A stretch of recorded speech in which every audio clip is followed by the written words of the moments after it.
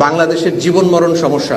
ওই মহিলা নাকি চট করে ঢুকবে, চট করে ঢুকলে কট করে ধরে আপনাদেরকে এই জনগণের আদালতে আইনের কাঠামোর মধ্যে আপনাদের বিচার নিশ্চিত করার আগ পর্যন্ত আমাদের আন্দোলন থামবে না।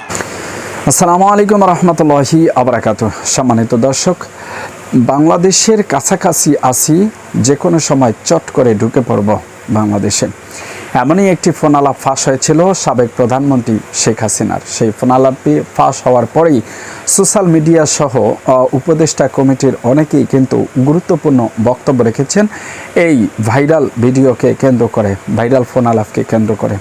যার সাথে ফোন আলাপে কথা হয় তিনি আওয়ামী লীগের একজন কর্মী বলে দাবি করেন, তবে জানা যায় ইতিমধ্যেই তাকে দল থেকে বহিষ্কার করা হয়েছে।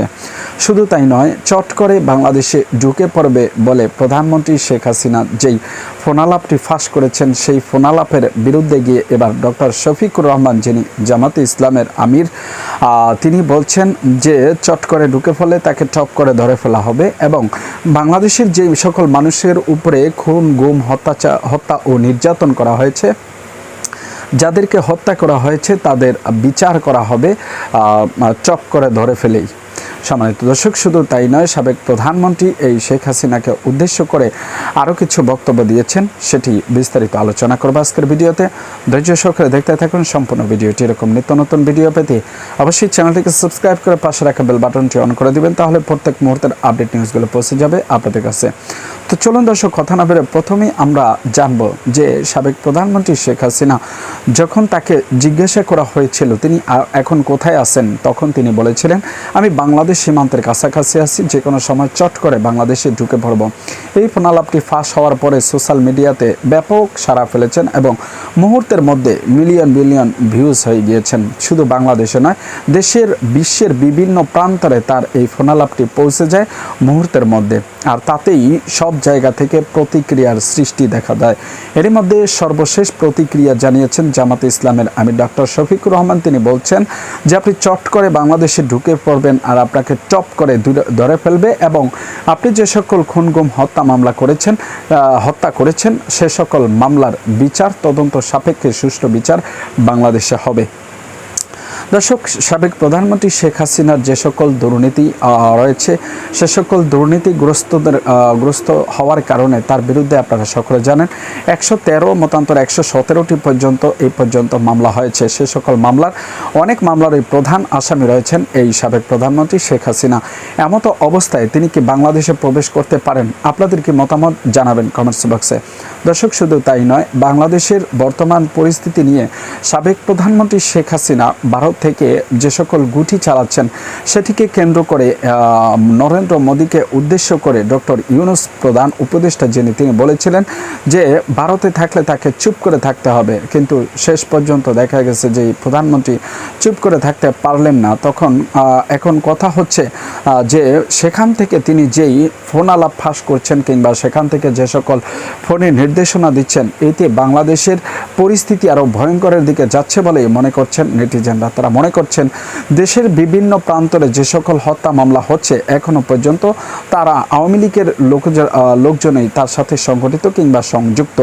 যেহেতু সাবেক প্রধানমন্ত্রী শেখ হাসিনার আশকারা পেয়ে তারা এই সকল কাজ করে যাচ্ছেন, অতএব তাকে অবশ্যই চুপ করে থাকতে হবে, আর না হয় বাংলাদেশের আওয়ামী লীগের নির্বাচনে কিংবা আওয়ামী লীগের রাজনীতিতে আরও সবচেয়ে বড় ধরনের বাধা আসতে পারে বলে মনে করছেন অনেকেই।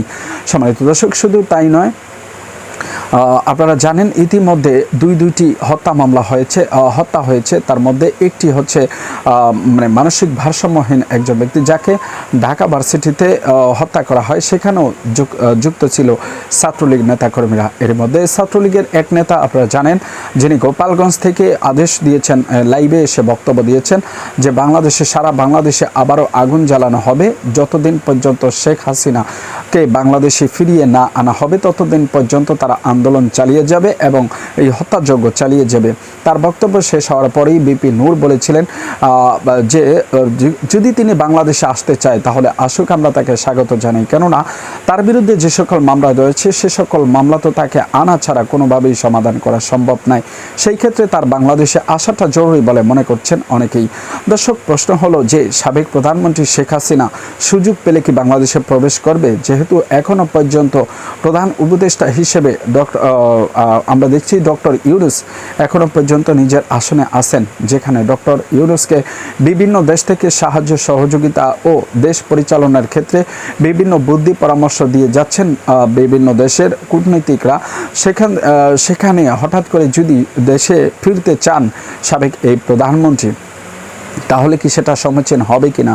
শুধু তাই নয়, আপনারা ইতিমধ্যে জেনেছেন যে তিনি বলেছেন তিনি পদত্যাগ করেনি। তার পদত্যাগ নিয়েও রয়েছে নানান রকম আলোচনা ও সমালোচনা, যেখানে সাবেক রাষ্ট্রপতি তিনি বলছেন যে তিনি পদত্যাগ করেছেন এবং সেই পদত্যাগপত্র রাষ্ট্রপতির কাছে জমা দিয়েছেন, এবং সেনাপ্রধান বলছেন যে তিনি পদত্যাগ করে বাংলাদেশ ছেড়ে চলে গিয়েছেন। সেখানে সেনাপ্রধান ও রাষ্ট্রপতির এমন বক্তব্যকে কোন নজরে দেখছেন? যদি সাবেক এই প্রধানমন্ত্রী শেখ হাসিনার বক্তব্যটি সঠিক হয় তাহলে তারা মিথ্যা কথা বললেন কেন? সেটি নিয়ে এখন নানান মহলে কিংবা টিভির টকশোতে আলোচনা হচ্ছে। আপনাদের তো দর্শক, আপনাদের মতামত কিংবা আপনাদের কি মনে হয় যে সাবেক প্রধানমন্ত্রী শেখ হাসিনা যে বক্তব্যতে বলেছিলেন চট করে বাংলাদেশে ঢুকে পড়বে, সেটা কি আদৌ সম্ভব কিনা? অবশ্যই জানাবেন কমেন্টস বক্সে। আজকের মতো এখানে বিদায় নিচ্ছি, দেখা হবে অন্য কোনো ভিডিওতে। ততক্ষণ পর্যন্ত